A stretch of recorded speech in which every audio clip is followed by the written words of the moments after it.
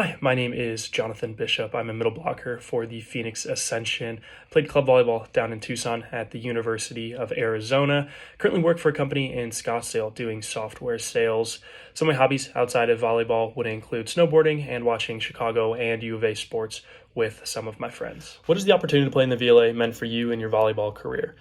The opportunity to play in the VLA has given me the opportunity to continue playing volleyball at a high level, but also connect with individuals in the Phoenix area, but also around the country that share the similar passion in continuing playing volleyball. How did the summer European scrimmages this year impact your volleyball experience? So for those of you that don't know, a group of guys from the VLA back in August went out to Europe to play various national teams and teams from domestic leagues over there.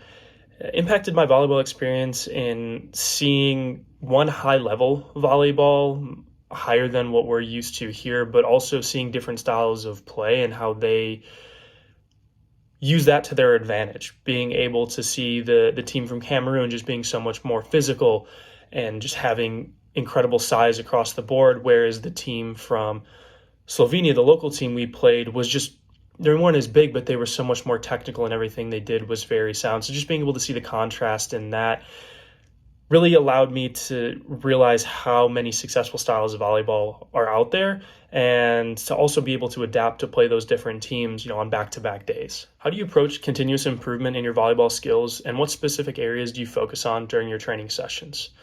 The approach that myself and my teammates on Ascension take is that not only are we pushing ourselves to continuously get better, but we're pushing the person next to us. So it allows the team as a whole to improve at a faster rate, because not only are you pushing yourself, but the guy next to you is pushing you and you're also pushing them. So it just creates an environment where we're all trying to get better. It's something we're all very passionate about. The specific areas that I focus on during my training sessions right now, I think the biggest thing for me personally would be a better read blocker. With some of the in-system offenses and the tempo that some of the teams in the VLA can run, being able to read and get out there and put up a double block on some of these high-level attackers is going to be the difference between winning and losing a game. So that, along with learning some new routes, working with my setters to develop new routes and trying to deceive the blocker, the biggest things that we're currently working on. Share a moment where you felt a strong sense of camaraderie, not just with your teammates, but also with the broader volleyball community. How has that sense of community impacted your experience? I think the biggest moment for me that comes to mind is going to be the VLA Cup every year. Just being able to bring guys and girls from across the country together that share a similar passion. I think the atmosphere in that gym is always electric. Being able to see the best that there is to offer in the VLA in one spot just makes it a great experience, not only to play in, but also just as a spectator watching other teams.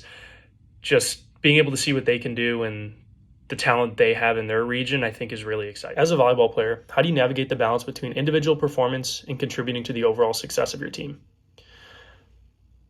I like to be involved. I like to get set. I like to be directly involved in the win. However, I understand that as a middle, I can do that two ways. I can do it from a blocking perspective or an attacking perspective. And if we have a mismatch or a block is keying in on me, I'll tell my setter to not set me the ball, use me as a decoy and set one of our pins. I know they're going to get the ball and they're going to get a kill off of it. So being able for me to understand that there's multiple ways that I can impact the game, I think is how I balance that. Reflect on a time when you had to adapt your playing style to overcome challenges. How did this adaptability contribute to your overall growth as a player?